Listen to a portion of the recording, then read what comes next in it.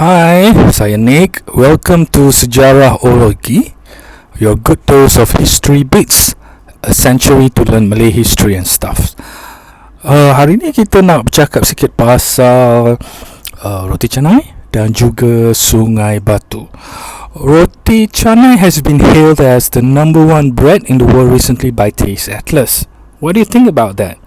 Were they fishing for some likes and follows or sincerely recognizing Roti Canai? For us Malaysians, it's kind of out of the blue, but kita semua pun tahu Roti Canai sedap, but it also depends on, the place itself. It varies, the taste and quality. Some places doesn't put in all the necessary loving that's needed to make the Roti Canai flaky, layered and crispy. The taste that we approve. Yelah kan, macam sebab profit, and then motivation of the penebar Roti Canai on that day tu, belum campur lagi bersin dan juga peluh daripada brow ataupun ketiak. So yeah, it varies, and some say that it's very much attributed to Indian, not really Malay. Tapi even if you go to India nowadays, tak berjumpa. Susah lah nak cari Roti Canai Malaysia proper dekat sana. So in this case, I think it's good enough for me to point out that Roti Canai punya case ni is what we can say about sejarah Malaysia or Melayu yang dikata very Hindu nice or di-Buddhistkan, and that the Malays refuse to acknowledge it. I think that there is a point where we should letak some boundaries lah kan. Not unlike Roti Canai yang dikatakan dibawa daripada India tapi di-customizekan.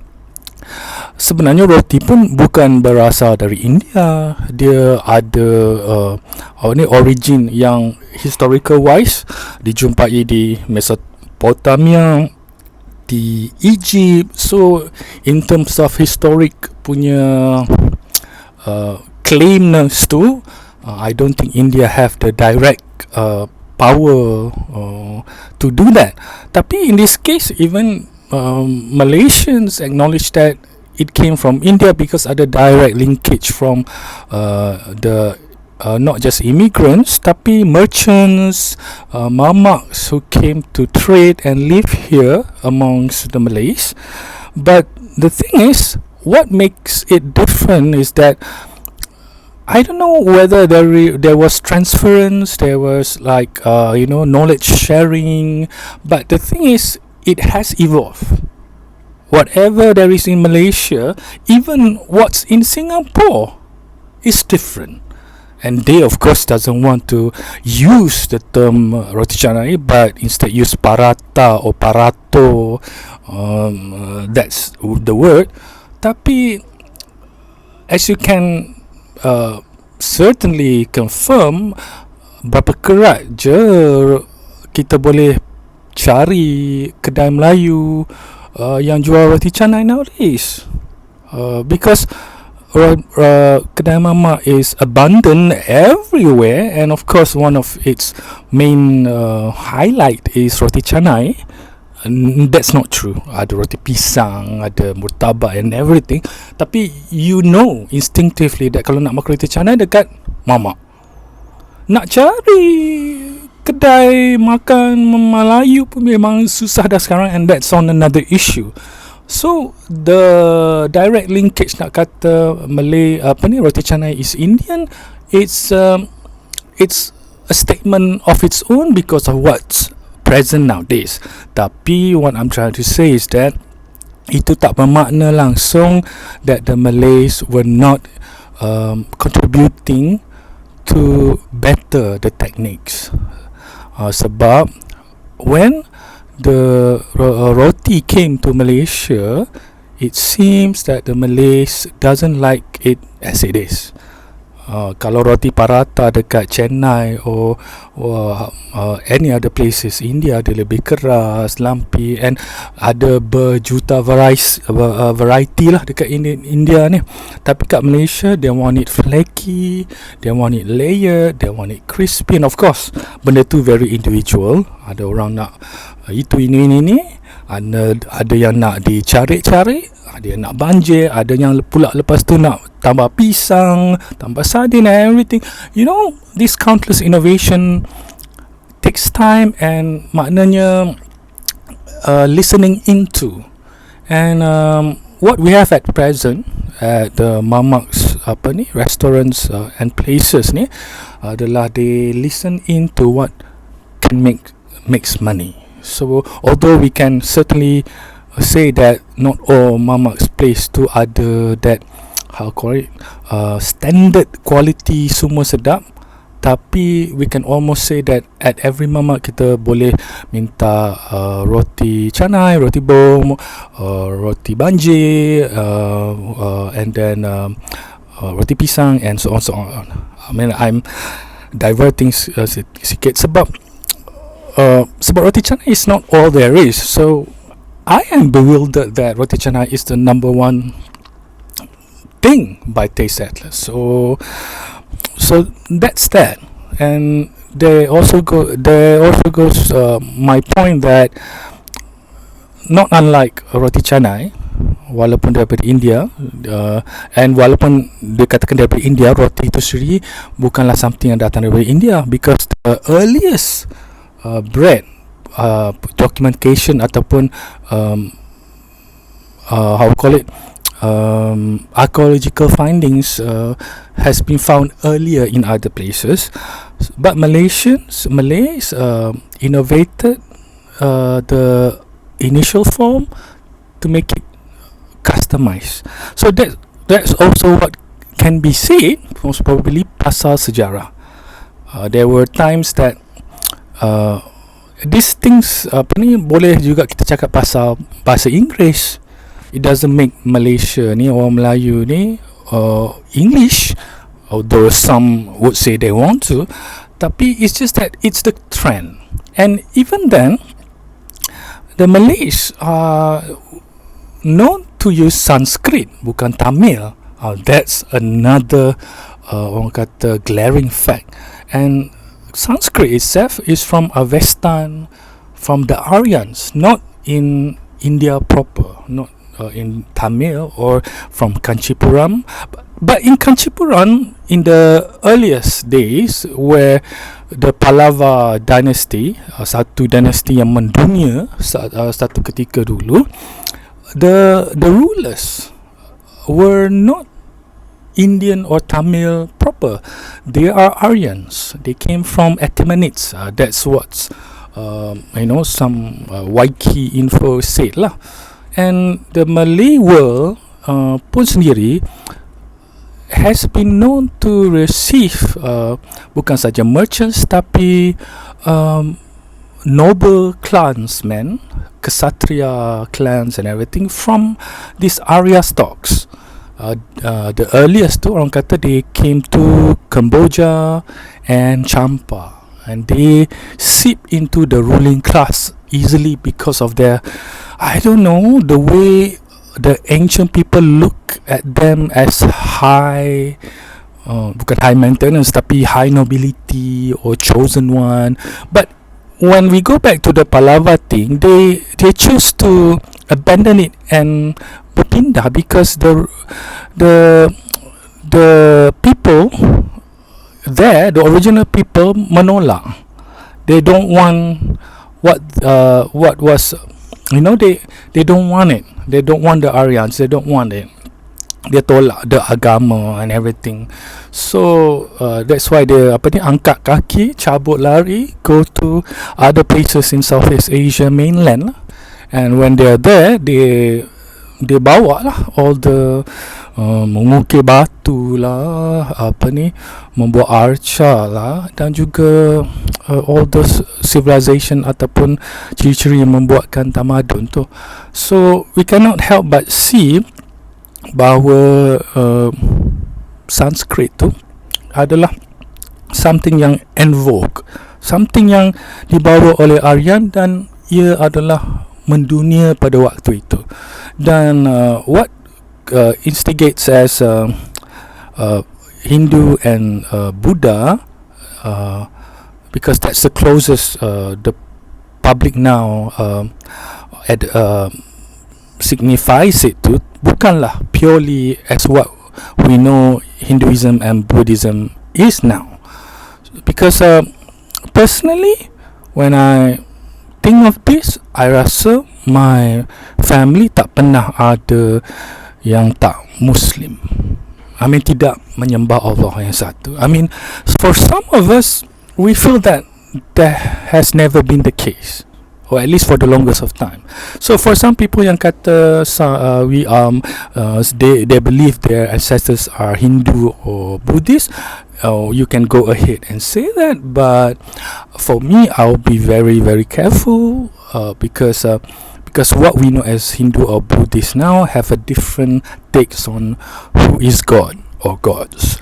So that's that, and that I mean, we can transgress to another topic, which is Sungai Batu lah, because I talk about the Hinduism punya and Buddhism punya so-called trend in Southeast Asian and Malaysia purba dulu, and people are raging to say that it's Tamil, but India itself is not just Tamils. There are, of course, the Aryan people, the northern people, and one thing we cannot deny is that Melayu purba dengan India purba, there were no India then. I mean, India benua it's besar, okay. Benua India tu terdiri daripada beratus kerajaan, and they're bound to be great people, great kingdoms. So sebagai empunya, the owner of the most strategic, the busiest strait, the selat di dunia, takkanlah tak menerima kunjungan daripada orang-orang hebat daripada India from this kingdom. So the trends are there, and Sungai Batu has been pointed out by the media is quite in a vanilla flavored kind of fashion, sebab for the longest of time, although for me, bila keluar latestly from CNA News Asia, it was very fresh, and and that was at the point when I thought that there's nothing new on Sungai Batu as it is. Tapi even then, bila recently CNA News Asia kan, Channel News Asia buat that coverage, I feel like overwhelming sense of pride bahawa betul lah, there's still too many things uncovered, left unsaid on this great topic and issue of Sungai Batu. So I mean, I believe that there will be other segments ataupun other times that I'll be sharing with you what I have learned on Sungai Batu, which is not much because I'm neither an expert, and as I've said and what I've believed, there's too little things being said ataupun dikupas. And I mean, I think mainly because what Sungai Batu is, what has transpired, what have made Sungai Batu it is today, is because of apa yang the previous administration, Pak Las administration, the 5th Prime Minister of Malaysia did. It was said he gave Professor Dr. Mokhtar Saidin 15 million one-off grant to do archaeological works, and that site was Sungai Batu. And voila, Sungai Batu turned out to to simbah keluar ataupun to unearth things that mengejutkan. One site truly decarbon-datedkan as going back as far as 788 sebelum Masihi, before Christ was born. 788 years. 788 years puts it way before the Roman civilization and a little bit ke depan sebelum Tamadun Yunani, and that's long time ago, and it's very old. And I saw the certificate signed by 5 experts from the 5 civilizations in the world, certifying yang Sungai Batu is indeed sebuah site, sebuah tamadun yang melengkapi the basic criteria. Ada bahagian ekonomi dia, ada proof untuk pentadbiran dia, ada syahbandar dia, ada proof bahawa dia ada ritual features. There's that round thing that has been found, and then there's port. And the port that has been found, as far as it is found now, has been the most complete form of port ever been found in the world.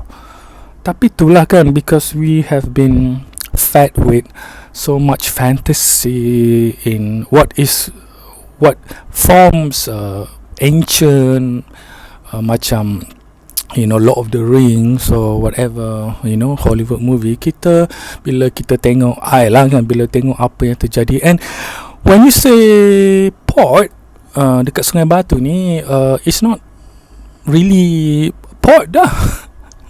Whether what people have been saying macam dibom ke, dihancurkan dengan sengaja tu, itu satu benda. Tapi aliran sungai and everything, it's not really near the sea. So you can't really make sense of it.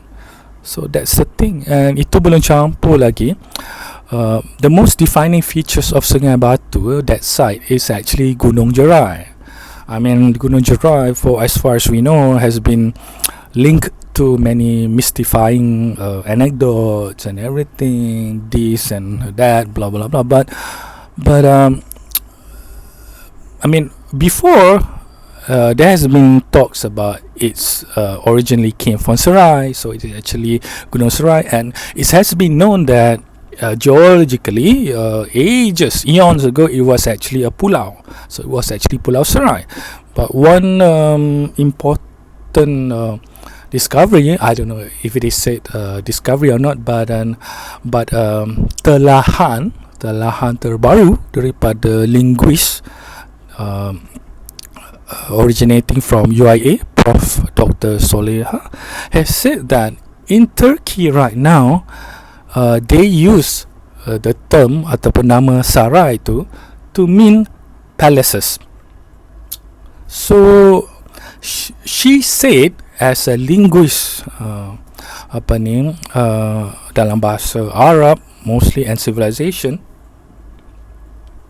most probably Sungai Batu people, Kedahan people, use Sarai to signify palaces lah, istana. And there has been talk, she said, that they were palaces, and I've read somewhere in blog that there are structures or palaces going way back to Nabi Daud alaihi salam's time, which is almost preposterous until there's proof. But one can dream and one can try to imagine, although that's quite far-fetched, very far-fetched. But these things, this gunung yang dulunya pulau, Jerai rupanya Serai, and a nondescript, which is actually, Sungai Batu is actually in a palm oil plantation. Kalau bukan Prof. Dr. Mokhtar Saidin yang insist to gazette that land will be forever not known. Jadilah, Malays will be attacked on all fronts, saying that they're pendatang and everything. Well, that's another issue. So I said that from Roti Canai to Sungai Batu, I think we can't help but ponder these issues and see some significant similarities.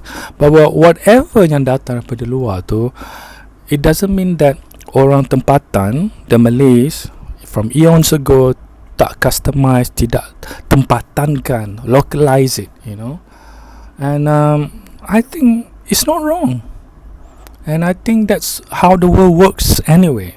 It doesn't make the Malays Indian, it doesn't make the Malays Yunnan, because it has been debunked, kan?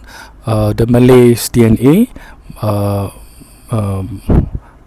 is certified DNA accordingly to Prof. Dr. Zafarina from USN to be age between 60,000 to or more, years old, making them the second oldest DNA in the world after Africa. So I hope dimurahkan rezeki untuk produce another segment to share with you some sejarah-oo-logy moments and tidbits that is beneficial for both you and me. Bye, this is Nick signing off. Next fix from me to you. Bye.